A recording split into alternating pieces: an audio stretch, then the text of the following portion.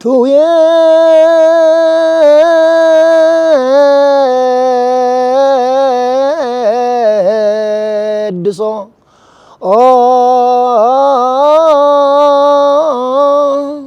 دبر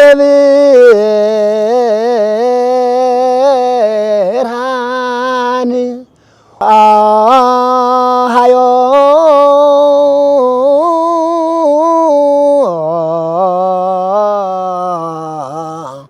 እንታይ ዓይነት ፈተናታት ከይገጥሙ ነይሮም እንተ ምንታይ ሲ ከዚ ዝበዓል ዘብዕልዎ ዘለዉ ኣብ ኮሎምቦስ ኦሃዮ ብዙሕ ፈተና ሓሊፍካና ኢኻ ናብ ዝብርክ እዚ እውን ኣብፂሕካና ኢኻ እሞ ተመስገን እግዚኣብሔር ንምባል እውን ምስቲ ምዃኑ ሲ እንዲያውም ኢህአደግ ዝኣተወ ዳርጋ ብሙሉአን እተን ኣብያተ ክርስቲያናት ኣምሓርኛ ተዛረብቲ ብናይ ኢትዮጵያ ሲኖዶሳዊ ንምርሓን ብዝብል ብድሕሪኡ ውሑዳት ተጋሩን ውሑዳት ከዓ ካልኦት ኢትዮጵያውያንን ብሲኖዶስና ንምራሕ ብዝብል መብዛሕትኡ እተን ኣብ ዓብዪ ደረጃ ዘለዋ ሕዚ ብተጋሩ ተመስረታ እየን። ስለዚ ናይ ተጋሩ ኣቦታት ኣብ ሰሜን ኣሜሪካ መሰረት ዘውደቑ ንኩሉ እዞም ናይ ኢትዮጵያ ቤተክርስትያን ኣብ ዓብዪ ደረጃ በፂሖም ዘለዉ እውን ናይ ተጋሩ ኣቦታትን ምእመናንን ዓብዪ እጃም ዘለዎ ይኽእል ይፈቱ። ናይ ደብረ ብርሃን ቅዱስ ስላሴ ኣገልግሎት ከመይ እዮም ዝዝክርዎ ብፍላይ ዝተዓዘብዎም ኣብነታዊ ክኾኑ ዝኽእሉ ፍጻመታት እንተሃልዮም ምስ ኣከባብራ በዓላት ምስ ኣተሓሕዛ ምእመናን ከምኡ እውን ምስ ዕቀባ ሃይማኖትን ኣቀራርፃ ትውልድን ዝዝክርዎ ዝተመልከትዎ ዝፈትውዎ ካልኦት ኣድባራትን ካህናትን እውን ከም ተመክሮ ክወስድዎ ይግባእ ዝብልዎ ነገር ቅዱስ ስላሴ ዓመታዊ በዓል ያው እናተጋበዝኩ ይኸይድ ነይረ እየ ዓበይቲ ኣቦታት እዚ ብሂወት ዘለው ኣብኡ ዝነበሩሉ ግዜ እዩ ነዚ ኣስተዋፅኦ ዝገበሩ እውን ያው ባዕሎም ዶክተር ሙሴ እዮም ቅድም ክብል ያው ኣብ ከም ዌር ሃውስ ዝነበረ ቤተክርስትያን እዩ ነይሩ ድሓር ግን ኣብዚ ሕዚ ዘለዎ ቤተክርስትያን ዝዓበየን ዝሰፍሐን ዝፀበቐን ብናይ ዶክተር ሙሴ መሪሕነት ንሃቶም ፅዕረት ከም ተረኸበ እቲ ቤተክርስትያን ኢና ንሰምዕ ዝንገረና እውን እና ያው ከም ንመልኣኸ ገነት ኣባቴ ሃይለ ማርያም ከም ንውረዕድ ኣባ ዘካርያስ ዓበይቲ ኣቦታት ብዙሕ ዓመት ዘገልገሉ ኣብ ኣገልግሎቶም እውን በተለይ ንውረዕድ ኣባ ዘካርያስ ኣብኡ የገልግሉ ነይሮም ናብ ካሊእ ከይዶም ኣብኡ እውን ድሓር ጥዕና ምክንያት ናብኡ ክመፁ ኣብኡ እቲ ደብሪ ክሕብሕቡ ዘድልዮም ነገር ኩሉ ኬር ንክግበረሎም ብዙሕ ሓውፈታዊ ከም ምዃኖም ካህን ከም ምዃኖም ካህናት ብጣዕሚ እዮም ዝፈትዉ ኣቦታት ብጣዕሚ እዮም ዝፈትዉ ዶክተር ሙሴ ንዕኦም ንመልኣከ ገነት ኣባ ሃይለማርያም ዓሪፎም ንዓዲ ተሰኒዮም እናት ዝነበረ ኣብቲ ግዜ ሕማሞም ይኹን ኩሉ ነዚዩ ያው ዶክተር ሙሴ ዓብዪ ኣስተዋፅኦ መሪሕነትን ዝዋፅኡ ዝነበሩና ያው ሊቃውንቲ ዘይፈልየሉ ንሶም እውን ያው ሊቅ ከም ምዃኖም መጠን ሊቃውንቲ ይፈትዉ ይሕብሕቡ እውን በቲ ዘለዎም ሓደ ፀባይ እንታይ እዩ ዘለዎ ዶክተር ሙሴ እዚ ክረኣይ እዚኡ ክብል ኣይፈትውን ዝገብርዎ ያው ሳይለንት እምበር ከም ኩሉ ረኣይኒ እዚ ገይረ እዚ ዝብል መንፈስ ስለ ዘይብሎም ትሕትና ካብ ልቢ ብሕውነት ስለዝኾነ እና ከምኣቶም ዝመሰሉ ዓበይቲ ኣቦታት ኣብቲ ደብሪ ዝነበሩሉ ኣብኡ ኣገልጊሎም ዝሓለፉሉ እዩ እዩ እውን ያው ሊቃውንቲ ከም ዘለው እዩ እቲ ደብሪ እውን ያው ዓብዪ ደብሪ መኮርዒና እዩ እቲ ደብረ ብርሃን ቅድስት ስላሴ ኮሎምበስ ወሃዮ ከም መደበኛ ዘይምዃነ እዩ እምበር በዓል በብዘኽብርዎ ይኸይድ እየ እዚ እንታይ እዩ ትዕይ ዘለኽዎ ደብሪ መካነ ህይወት መድኃኔ ዓለም እና ደብረ ብርሃን ቅድስት ስላሴ ቅድም ኢሉም ብፁዕ ቅዱስ ኣቡነ ማትያስ ኣብ ዝዓዲ እንዳሃለዉ እዞም ኣብዚ ዘለዉ ምእመናን ምሳይ ዘለዉ ምእመናን ኣብ መካነ ህይወት ዘለዉ ኣብ ቅድስት ስላሴ ዘለዉ ምእመናን بباس كي قريه بعال خخبر تلو مداني علم خبر نساتهم بباسي مصو سلاسي خبر دمو خابزي بباس خدو خمزين دابل ايتو تاريخ وصنيحو مالتي كال عندنا دكتور موسى دمان مسبوط وقدوس أبونا ماتياس أما كان هيوت مداني علمون بزوح عمت እንዳተመላለሱ ዘገልግሉ ዝነበሩ ጸንሖቦ እዮም እና ደብረ ብርሃን ቅድስት ስላሴ ክኸር ተለኹ በዓል ክኽበር ተሎ ብጣዕሚ እቲ በዓል ዝሰመረ ዝደመቐ ዝጸበቐ በዓል እዩ ዝኽበር ከመይ በቲ ካልኣት ኣብያተ ክርስቲያናት ክንሪኦ ተለና ካልኣት ኣብያተ ክርስቲያናት ካልኣት ኣብያተ ክርስቲያናት በብኣከባቢው ዘለው ናይ ኣገልገልቲ መውሓድም ኣሎ ናይ ኣገልገልቲ ምንኣስም ኣሎ ሓደ ካህን ዘለዎ ደብረ ኣሎ ሓደ ካህን ሓደ ዲያቆን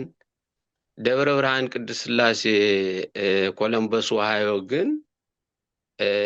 ካህናትም ሙሉኣት ዝኾኑ ካህናት ኣለው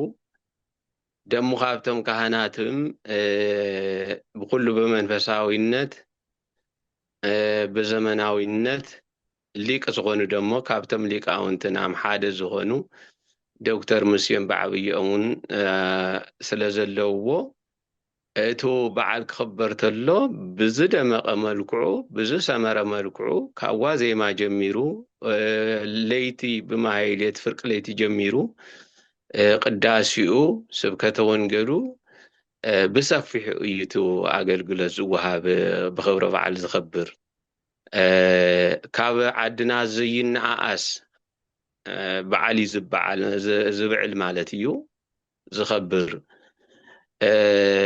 ኣብኡ ተለኹ ተሓሒዘ ናይ ዶክተር ሙሴ ደሞ ፍትወታ ዘለዎም ድርሻ ወይ ደሞ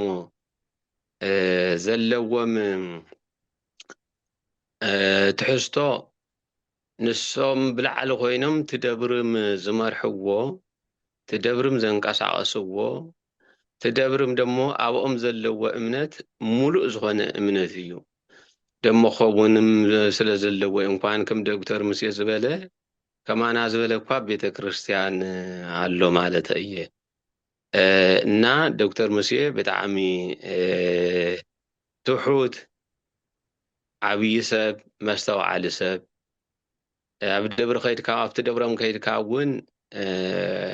ብትሕትና ዝቕበሉ እንግዳ ዘስተኣናግዱ ኣቦ እዮም ካልኣይ ትደብሪ በተለይ ዝሓለፈ ፈተና ካብ ካልእ ዘይኮነ ካብቱ ደብሪ ኮይኑ ብምእመናን ብኽሰይታ ብፍርዲ ቤት ዘሕለፎ ሳላ ዶክተር ሙሴ ኣብኡ ምህላዎም ብሓፂር ግዜ ተላዒሉ ዝነበረ ነገርም ዕልባት ረኺቡ ንሳቶም እውን ኣብዚ ሒዝናሉ ደረጃ በፂሖም በዚ መልክዑ እዩ ናይ ደብረ ብርሃን ቅዱስ ስላሴ ክገልፆ ዝኽእል እና ብጣዕሚ ዓብይ ደብሪ እዩ ካብቶም ዓበይቲ ኣድባራት ሓደ ዓብይ ደብሪ እዩ ክብል እየ ዝደሊ መቸም ሓደ ቦታ ክግለፅ እንተሎ ኣብቲ ቦታ ዘለው ሰባት እንደገና መንነቶምን ዝሃብዎ ኣበርክቶን ምግላፅ ግድን እዩ ናይ ቅዱስ ቤተክርስትያን ኣገላልፃ ኣሎ ሰብ ይቀድሶ ለመካን ወመካን ይቀድሶ ለሰብ ዝብል እዩ ማለት እዩ ንቦታ ሰብ ይገብሮ እቲ ቦታ ነቲ ቦታ ትሰብስ ቦታ ይገብሮ ማለት እዩ ወይ ከዓኒ እቲ ቦታ ከዓ ንትሰብ እውን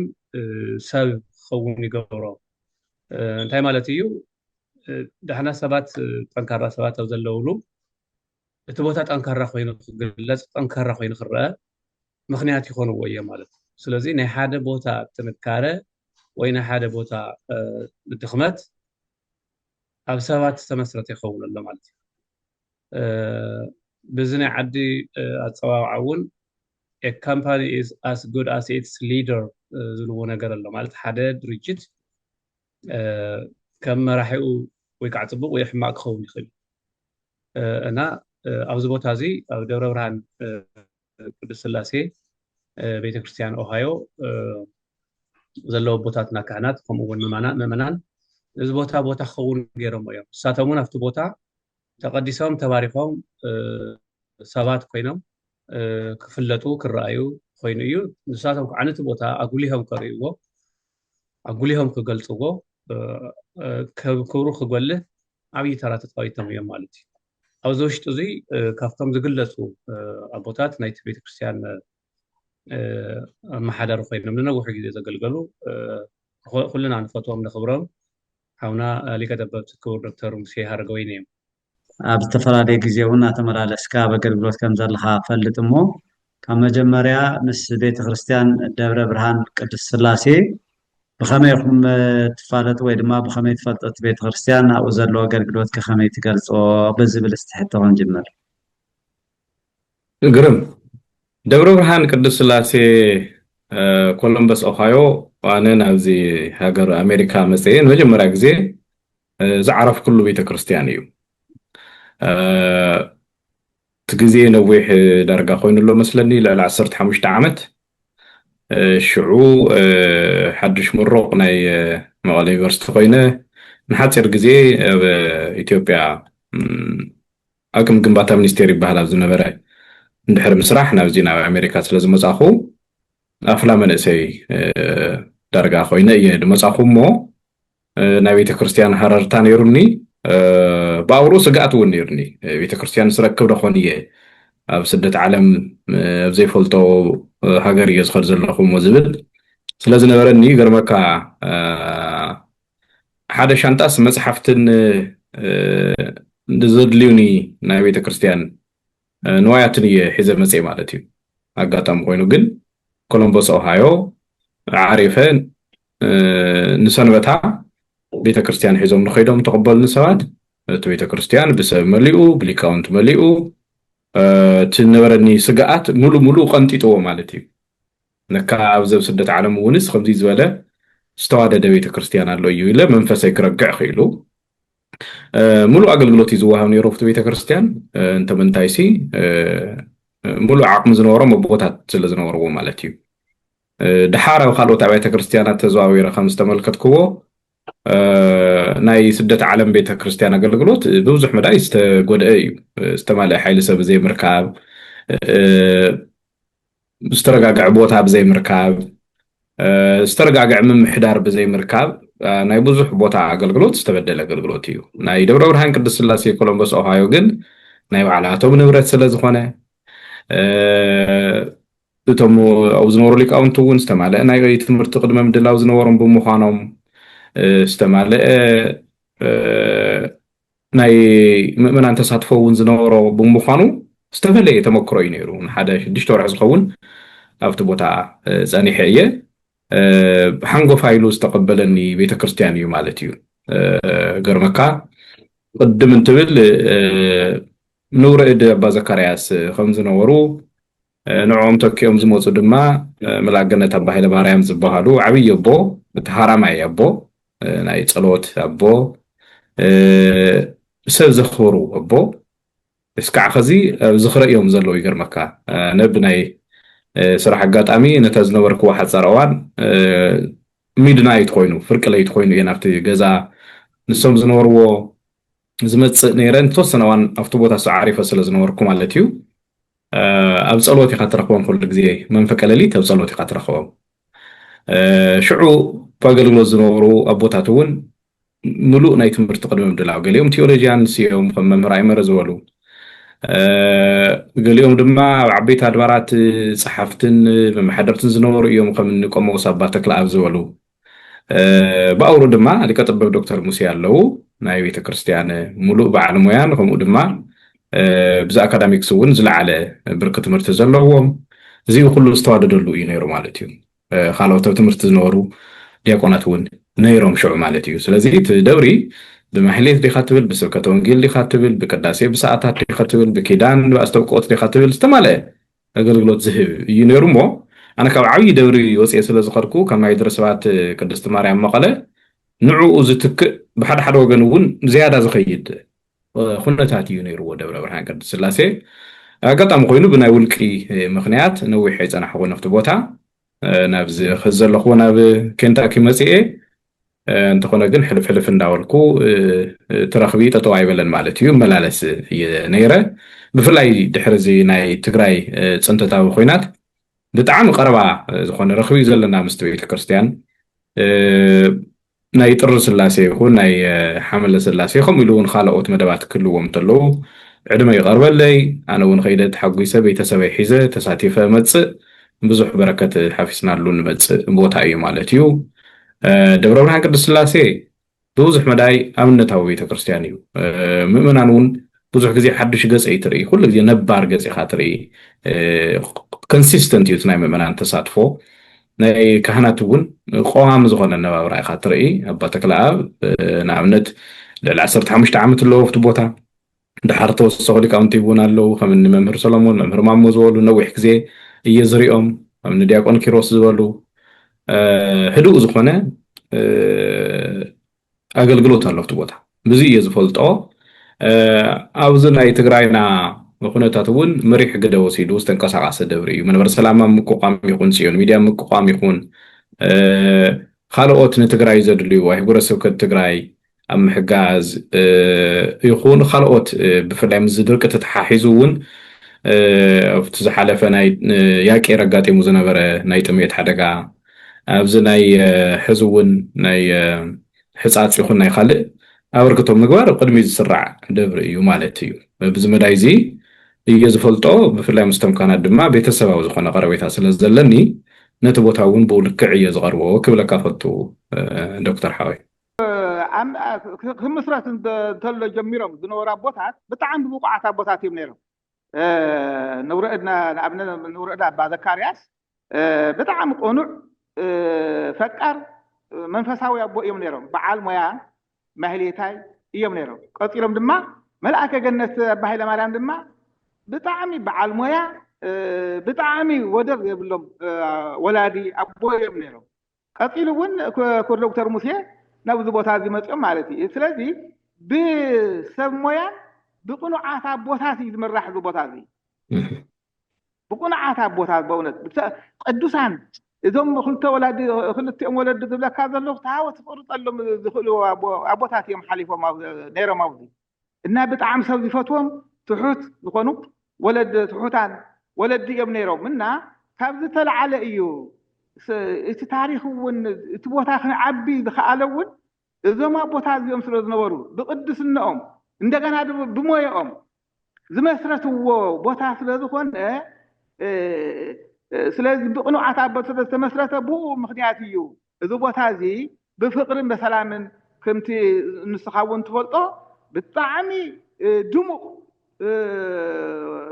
በዓል ክነኸብር ከለና እውን ድሙቕ ማህሌቱ ድሙቕ ቅዳሴኡ ድሙቕ ትምህርቲ ድሙቕ ኩሉ ዝሰመረ እዩ ምእመናን ኣብኡ ዘሎ ምእመናን ድማ ቁኑዓት እዮም ናይ ብሓቂ ፍቅርን ስኒት እንተዘይኮይኑ ባእሲ ዝበሃል ነገር ኣብዚ ቦታ የብልናን ጭቅጭቅ የብልናን ብዘይካ እቶም ምሳና ዝነበሩ እሞ ትግራዋይነቶም ዝኸሓዱ ኣብ ቀረባ ግዜ ናይ ትግራይ ኩናት ግዜ ምሳና መፅኦም ናይ በጊዕ ፀጉሪ ተኸዲኖም ውሽጦም ተኹላ ዝኾኑ ድሓር ናብ ካልእ ዝተቐየሩ ብዘይካ ንሳቶም ብዙሕ ሽግር ዘምፅሉና እቲ ካሊእ እቲ ዝነበረ እቲ ዘሎ ህዝቢ ግን ብጣዕሚ ፈቃር ዝኾነ ሰላማዊ መንፈሳዊ ህዝቢ ዘለና ውዚ ብጣዕሚ ሰብ ብጣዕሚ ፈቃር ህዝቢ ዘለና ውዚ እና ካብ ዝተለዓለ እዩ እቲ ቦታና ቅዱስ ኮይኑ ዝቕፅል ዘሎ ማለት እዩ እና ሊቀ ጠበብት ዶክተር ሙሴ ኣብዚ ቦታ ምህላዎም ዓብዪ ምስጢር እዩ ንዓና ዓብዪ ትምህርቲ እዩ ዝኾነ ኮይኑ ንቤተ ክርስቲያን ቁኑዕ መራሒ ዝህብ እግዚኣብሔር እዩ ኣጋብስታ ዓለም ስላሴ እዮም ቁኑዕ መራሒ ንቤተ ክርስቲያን ዝህቡና ዶክተር ድማኒ ብጣዕሚ ሁለገብ ዝኾኑ ብኩሉ ዝተኻህኑ ቤተ መንግስት ቤተ ክህነት ወመንግስት ማለት እዩ ብክልቲኡ ዝተኻህኑ ፈላጥ ስለ ዝኾኑ ብጥበብ እዮም ዝመርሕዎ እዚ ብጥበብ ብትሕትና እዮም ዝመርሕዎ ከም መራሒ ይመስሉን በቃ ምስ ኩሉ እንዳተማኸሩ ምሳና ትሕት ኢሎም እንዳተማኸሩ ምስ ምእመናን እውን ትሕት ኢሎም እንዳተማኸሩ ብጥበብ ببلحات يوم زمرحوه እናቶም ኣብዚ ምህላው ብጣዕሚ ብዙሕ ነገር ዘምህረና ብዙሕ ኤክስፐሪንስ ኣነ ዝወስድ ካብኦም ማለት እዩ ግዜ የብሎምን ኣብታ ዘላቶም ግዜ ግን ሓደ ግዜ ካብ ኤርፖርት ወሪዶም ቀጥታ ናብዚ ዝመፅሉ ግዜ ኣሎ በቃ ክንደየና ቤተክርስትያን ኣብ መሪሕነቶም ብጣዕሚ ሕርኩት ምዃኖም ማለት እዩ ከይደቀሱ ኣብ ጉዕዞ ነይሮም ምንም ከይዓረፉ ዳይሬክትሊ ናብዚ ዝመፅሉ ግዜ ኣለና ንሶም ኣብዚ ብምህላዎም تحتنا خاوم نمهار سلتي طباب تحتيلك ممرح نمهار بطعمي أنا يجرمن خمي جرم كم زخلوه بطعمي يجرمن من تحت وريد كاس تحتيلك نتهز مسيلك نلي كانت بتحتي هذا لو مسيلك مخد زتعدل يزرخوا حد سب كم زاله تحت سخانة يزرخونا أبز دبر زين الصنب بمهلاهم عدلنياتاتنا بطعمي أبزنا حزون كم زفلتوا كبيت كريستياننا زي وز أنا نسوم سلا زهلوي دكتور مسيا سلا زهلوي إمبر كلها نايت قراءة بيت كريستيانس وصي مالتي زكال نسوم جن بتباب حزمه بتباب بالحات حزمه بتنقاق حزمه قلواتهم فلتاتهم جنزوهم إنفستيجيرهم هذا حينهم من عملتي كبيت كريستياننا خي تسددنا خو جزانا خي وصانا قبل على خصصنا عوت خنركب زجوارنا مس እግዚአብሔር بتحت እግዚአብሔር نسوم يوم مالتينا أوزي بمخنا بزح مشترن تحتنان خيلاتن طبابن بلحاتن يزمهرانا خاب دكتور مسي كابز دورنا خاب دور رانك بالسلاسة زوسر تمرتي كالوت أبيات كريستيانات كوسد زلوان تمرتن تأيو وهدات انتهاليو سلام انتهاليو أمرحن تمرحن أمرحن حزبن أو كهناتن حزبن سلام اندحرهالي كل نجار صبوق كوينو خمس خيد كمهارة اللون كلنا بيات كريستيانات نعمت از بيات كريستيان نازي اقاقم جابيت بعلو تهزبي صدات سرحتنيا بعلو من كم سرح يفلت المكة شنت بيات يكون بيات كريستيان يكون كل جزء اي قصرنا استقصر بجاكا خانات مقلقلت خالي يلا المكة اقاقم جابيت بل صدات بل خال بزحت سرحت ما تشمله ما ننصر هو مالتي كانت تسرحنا فلتيا نساتهم جن كوانا بزبالة بزح سرح هو سرحت له نسدما سلام سلازلو تحتنا ون سلازلو بمرحن تمرحن كون كاتو واحد كاسلازخيد نساتهم ون كي تهكيو خيسل شو يوم زقلقلوا مالتي إننا أبيت كريستيان حدا بيت كريستيان فقري سلام وحدة انتهالي كلنا جرك سرح خمس خيل إذا كريستيان ون سبوك كاين خمرح خمس خيل قال عون كمهار خمس خيلو كلنا جرك سموز كاين خد خمس خيل قاوزي كن مهار خيلنا أوز بيت كريستيان زي مجمرة متصحر لخاب عادي أتصبحون يا رقم هركب إلا قولة الشيء أي رأي تصبني يا أنا ماتي نامس متصحر جن ترى هو بقى كلش تناي عدنا أقولة سوزني اليوم حدا استاذ يركب وزي أقولة كذا خله بتاعنا بقى وش تيسي بتاعنا تحقق سماتي من أنا كبت خشان كفلة أيضا الملكعي إن اللزام لك أو أنت زلوا كله خمس مسأخ نوزي دكتور مسيه زلوا بعل نرى أمرة نورو بعل قم صبا هري لك هري أبا تخلأ جاتهم مسخوكم بتعمل تحقق سماتي نفط ما هل دم شعو كم زلوا مية يخون نبر زملك أو أنت خاوكالي استيد زلوون بعلم لك أتبر دكتور مسيه كوجبهم تفتخش أنا كي يقول أنا ولا كوجبهم تكيدنا أورطني لك أو أنتي لبوتات كوبوتات بصانا بوتات جميرة زلوا لك أو أنتي بقى تمهلت نخدم إلهم كفال استيد نامصو أو زت مهليت قشة خوينا قانا سلاسي حملك خبر كله استذكر خله بطعمي أكات المسجد أماتي ونا تي انتنو عبي دستا عبي تحقواسنا منفس الفترة اللي بتخرسيانيو زدما بناي زيار فؤاد بناي دكتور زلو استواصل أول عبي دستا قير لي ماتي طول من عنا كوصنا بتخرسيان كعصو وحاسيوم زنورو حجي لسهم زخروا بطايا لن فودي أمزو توتينا ماتي نعنا خوتنا حاسم نيرمنا نحنا انت انكم نيرنا تيسخ عنيرو تبتينا بتخشان ترف سب كل ينبري زي خيد نابز خنا تخشان زي خيد كنبري كافتنا منفساوي هوتو كفل لا ينبر تهزبنا ماتي زلو مس እግዚአብሔር ركب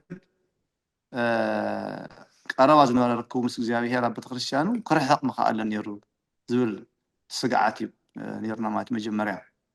እና ኩሉ ሰብ ብጣዕሚ በቃ ብጸሎት ተጊህ ኩሉ እናጸለየ እዩ እዛ ክርስቲያን እዚኣ ካብኡ ደሞ ብናይ እግዚአብሔር ሓይል ደሞ ዶክተር ደሞ እግዚአብሔር ስለዝሃበና ሓላዊና ማለት እዩ ንሶም ኮይኖም ኣብዚ ከምቲ ተባሃለ ብገንዘቦም ፍልጠቶም ብኩሉ ነገር ምስክንደይ እዮም ምስክንደይ ሓይልታት ዝሓዙ ማለት ድሕሪ ማለት እዩ ናይ ድሕሪ ሓይል ዝሓዙ ሰባት ናይታ ኢትዮጵያ ትበሃል ንኩላ أوجهم كم زدت تحرقنا يلوم تياتهم نعنا بالخريستياننا كحدقو كعصو مساعدتهم تماقيتهم لذي بإنترنت يلا بخصتا يلا حجزنا تحدقنا بانديرانا وسيما قليلهم نعنا شبنا تصليمهم جنزب دقاف هونا يلوم طبقة معاتهم أكيواتهم معات جنزبات قال بناي زيار حيلي بناي دكتور لكتب دكتور موسين دما ناي فلطاتهم من قلواتهم من جنزهم كله بزغوار واستوصا انا وزي كنوقع خيلنا مالتينا زنور نسقعت قل بطعمي مجمريا بحلفي كبيد نير بطعمي كي يشنفنا ما بحقي بتخشنا خي عصونا هزمنا خيوت هزمنا منا خيوت تنيلا طعم سقيع يعني رمات بقول لي انا نجهر مسجن ابز عبي معلمه ابصحنا اني خمس جارنا شمو نصوعنا تقراي مولو እንደገና زي نبره كوس زي ما خشان قرميس بدحريو مصا جميرو خندي تغار زين فطن ورا تغار معاتم حي سنبت سي عد زل خاي مسلك او زماتي بقى كل ነገር አሉ كل ነገር ሙሉይ ማለት ናይ ሽግር ብዙሕ እዩ ቤተክርስቲያን ካህናትና ቤተክርስቲያን ከየገልግሉ ብመእገድ ተዋሂብዎም ኣብቲ ሽዕ ዝነበረ ግዜ ድማ ንሕና ኣነ እውን በቲ ምእመናን ገጽ ብዙሕ ስታይ ስርክብ ስለ ዝነበረ ነፍቲ ናይ ኮሚኒቲ እውን ስለ ዝነጥፍ ንህዝብና እንዶ ብትግርኛ ገርኩም በቋንቋ ገርኩም እንዶ ኣጻናንዕዎ ገዛ ዓጽያ ኣትወት ነራ ኣብቲ ግዜ ንሱ ብጣዕሚ ቴሌፎን የለ ምንም ዘየለ ካብ ትግራይ ገዛ ዓጽያ ኣትወት ነራ ትግራዋይ ኣብዚ ሰብኣይ ምስ ሰበይቲ ቆልዓ ኣብ ገዛኦም ዓጽዮም እዮም ዝወኺ ነይሮም ስለዚ ንሕና ንመምሃራንና ብትግርኛ በትሰምዕዎ ቋንቋ ገርኩም እንዶ መጽናዕኒ ስባኽዎ ነቲ ህዝቢ ቁሩብ ተስፋ ትኾኖን ዝብል ድፊት ንገብር ነርና ኣብቲ ሽዕ ግዜ እዚ ምስ ተገብረ ትግርኛ ንእሽተይ ምዝራብ ምጽንናዕ ምስ ጀመረ ከም ትፈልጦ ብግዕዝ በአማርኛ ብትግርኛ ብግዕዝን ብአማርኛን እዩ ዝወሃብ ነይሩ ስሕት ኢሉ ትግርኛ ምስ ተሓወሰ ግን እቶም ምሳና ነበሩ ከምቲ ንሰምዖ ታሪክ ኣነ እኳ ብታሪክ እምበር ኣይነበርኩን ግን ካብ ካሊእ ቤተክርስትያን ተጋሩ ተባሂሎም ተሰይጎም መጽኦም እዚ ቤተክርስትያን ኣቋቂሞምስ ኣብ መንጉኡ ኩናት ምስ ተወልዐ ኣብ ትግራይ ሓያል ሽግር ምስ መጸ ነቲ ህዝብና ብትግርኛ እውን ወሲኩም ግዕዝ አማርኛ ትግርኛ እንግሊዘኛ ያው ተም አቦና ሊቀጠበብ ዶክተር ምሴ ብኩሉ ዝተዋሃቦም ትምህርቲ እውን ስለ ዘሎ ብእንግሊዘኛ እውን ስለዚ ብሉ ብኩሉ እንዳገበሩ ይቡ ነይሩ ንምንታይ ትግርኛ ተሓወሰታ ዝብል ግን ዝተወሰኑ ከባና ክኽሪ ጀሚሮም ማለት እዩ ካብዚ ብምቕጻል እቲ ዝነበረ ኩነታት ያው ተም ዝሓለፈ ቦታት ገሊጾም እዮም ናብኡ ከይመልሰካ ብዘይ ከይወስደልካ ብዙሕ ሽግር ነይሩ ኣብቲ ሽግር እሱ ግን ንምንታይ ቋንቋ ትግርኛ ተሓወሰ ተባሂሉ ኮርዮም ወፅዮም ኣብቲ ሽዕ ግዜ ዝተሰማዕና ንሕና ግን ዋዕታ ዞም ቦታትና ግዲ ናብ ሽግር ክንእትዎም ኢና ትግርኛ ሓውስ ኢልና ብዙሕ ተሸጊርና ነርና ከም ተራእኻዮ ብዙሕ ሽግር ተሓሊፉ ነዚ ነገር ግን ስኢልካ ክሕልፍ ኣይግብኦን እዚ በዓል እዚ እግዚአብሔር ሂብና ኣብ ዓወት ኣብፅሒና እግዚአብሔር ሒዝና ኢና ተዓዊትና ኣብ ርእሲ ድማ ከም ዝብሎ ነብሩ ተም መኩራት ኣቦታት በላሕቲ ኣቦታት ሒዝና ክንዕወት ክኢልና ኢና እሞ እስኪ እዚ ታሪክ እዚ በዓል ምስጋና ጌርና ከይርሳዕ ብኸመይ ተረኺቡ እቲ ታሪክ እውን ክስነድ ንዝመጽእ እውን ናበኢና ዝብል እዚ ነገር እዚ ንኸይመጽእ ተመሊሱ ንኸይመጽእ ደቅና ክመሃሩሉ ንሕና እውን ተማሂርና ቤተ ክርስቲያንና እውን ብክንደይ ገድሊ ከም ዝተረኸበ ነዚ ድማ ነዚ ተዋሃበና ኣጽኒዕና ክንሕዝ ምክንያቱ ብክንደይ ገድልን ብክንደይ ሽግርን ዝተረኸበ እዚ እውን እቲ ምእመናን ሰሚሮም ሜንትናንስ ባዕሎም ፅሬት ባዕሎም ኩሉ ባዕሎም ተመእመናን እውን ብደንቢ ጸኒዖም ክሕዝዎ ዝኽኣሉ ቤተ ክርስቲያን ንሱ እዩ ትዝሓለፈ ሽግር ስለ ዝረኣዩ ስለዚ እዚ ሽግር እዚ ተሰኒዱ ብታሪክ እውን ከይርሳዕ ኣብ ታሪክ እውን ካልኦት እውን መምሃር ክኸውን ኢልና እዚ በዓል እዚ ፀዊዕና ኣለና ነኽብር ኣለና ማለት እዩ ከም ተሕዋተይ ኣቦታተይ ይዛረብዎ ነበሩ ብውሕልል ኣመራርሓ ናይ ሊቀ ጠበብቲ ዶክተር ሙሴ ምስ ዓብይ ምስ ንእሽተይ እንዳኾኑ ብኩሉ ብጣዕሚ ዘቕንእ ኣገልግሎት እዩ ዘሎ ኣብዚ ቤተክርስትያን ብማህሌት ዲኻ ትብል ቅዳሴ ዲኻ ትብል እቲ ማህሌት እውን ብንኡስ ብድርብ እንዳበሉ እቲ ማህሌት ብደንቢ እዩ ኣብ ዓድና እውን ከምዚ የድልይ ኣይግምትን ብጣዕሚ እዩ ዓብይ ደብሪ እዩ ዘለናና ከም በዓል ዶክተር ሙሴ ዝሃበና እግዚኣብሔር ይመስገን እየ ዝብል ሊቀ ጠበብቲ ዶክተር ሙሴ ሊቀ ህሩያን ኣባ ተክለኣብ ርእሰ ደብሪ ቀሲስ ሰሎሞን መምህር ማሞ ሊቀ መዘምራን መምህር ማሞ ብዙሓት ኣለዉ ብጣዕሚ ደሚቑ እዩ ዝሓድር እዚ ቤተክርስትያንና እዚ ዝሃበና እግዚኣብሔር ይመስገን እየ ዝብል እና ኣብ ፅቡቅ ደረጃ ኣለና ንኣና የማስሎም ኣብቲ ካሊእ ስቴት ዘለዉ ተጋሩ እውን ከምዚ ኣብነት ሒዞም እቶም መራሕቲ ኣብቲ ቤተክርስትያን ዘለዉ ንኩሉ ከከም ጠባዩ ትሕት ኢልካ ካብ ዝገርመካ ንሊቀ ጠበብቲ ዶክተር ሙሴ እቶም ህፃውንቲ ከመይ ከም ዝሕቀፎም ከመይ ከም ዝናፍቆም ክነግረካ ኣይክእል እና ከምኡ ዓይነት መርሓ ክበካ እግዚኣብሔር ዝፈቀደልና እግዚኣብሔር ይመስገን ብጣዕሚ ፅቡቅ እዩ ከምኡ ኣብ ካሊእ ኣብያተ ክርስትያናት ዘለዋ እውን ከምኡ ዓይነት ገይሮም ህዝቦም ክእክቡ ህዝቦም ናብ ሓደ ከምፅኡ እየ ዝመክር ኣብዚ ግን ብጣዕሚ ፅቡቅ ኢና በቲ መንፈሳዊ እውን በቲ ኮሚኒቲ እውን እንተኮይንካ ቀዳመይቲ እያ ትርከብ ኣብ ኮሎምበስ ከም ትፈልጦ ኣብ ኩሉ ኣብዚ ናይ ትግራይ እንተመፂኻ ቀዳመይቲ ክሳብ 3.8 ሚልዮን ነዚ ደርቂ እኳ ኣውፅእ ኣላ ኣብዛ ዝሓለፈት 2 ወርሒ ማለት ስለዚ እዚ እቲ ቤተክርስትያና ስላዝሃለወ ስለተዓቂቡ ስለዝፀንሐ እዩ እምበር እዚ ከይዱ እንተዝኸውን ከምቲ ኣቐዲምካ ዝሓተትካኒ እንኳን ንህዝብና ክንረድእ ንዓና እውን ኣይምኾንናን እየ ዝብል ካልኣይ ክብሎ ዝደሊ ኣብ ደብረ ብርሃን ቅድስት ስላሴ ኮሎምቦስ ኦሃዮ ዘለኹም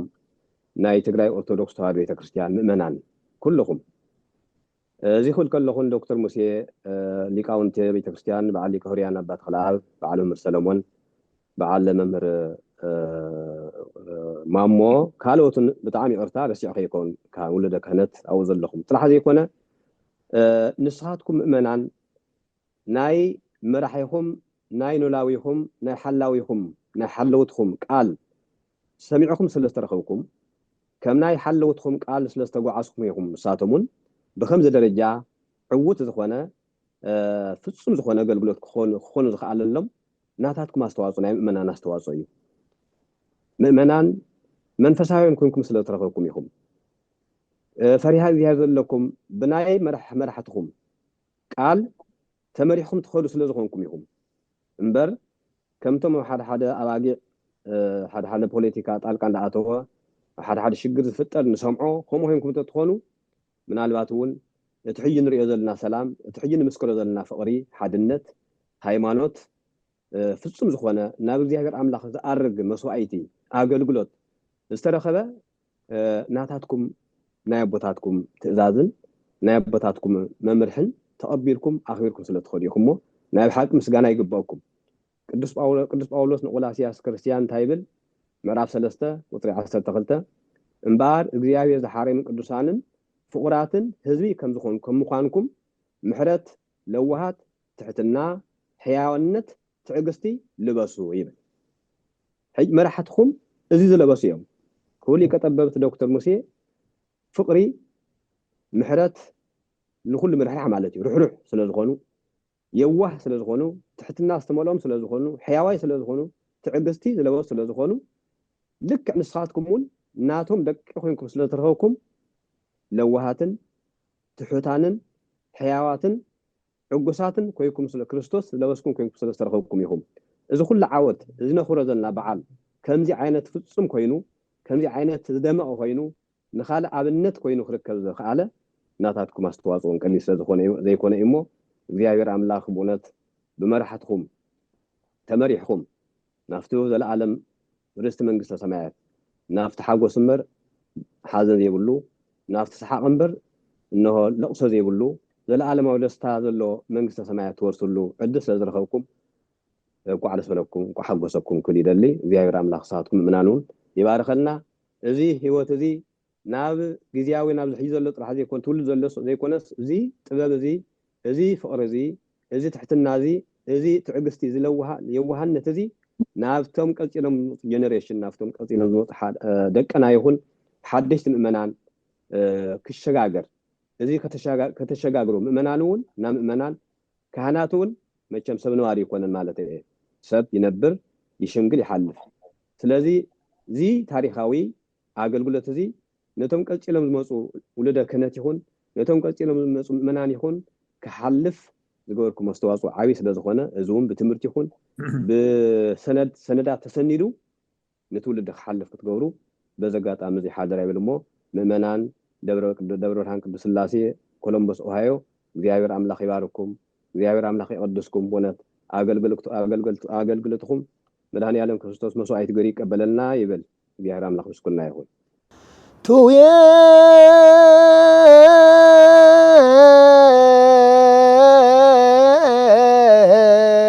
ድሶ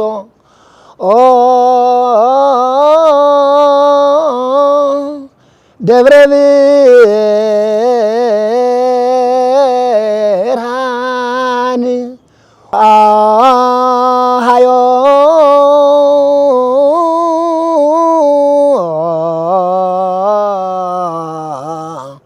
ለወ ደሩሁ ፋኤል እስመ በውስቴታ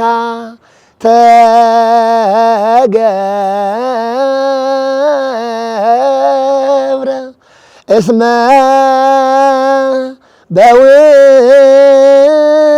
በውስቴታ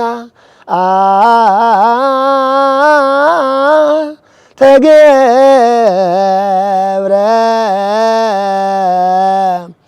በአለ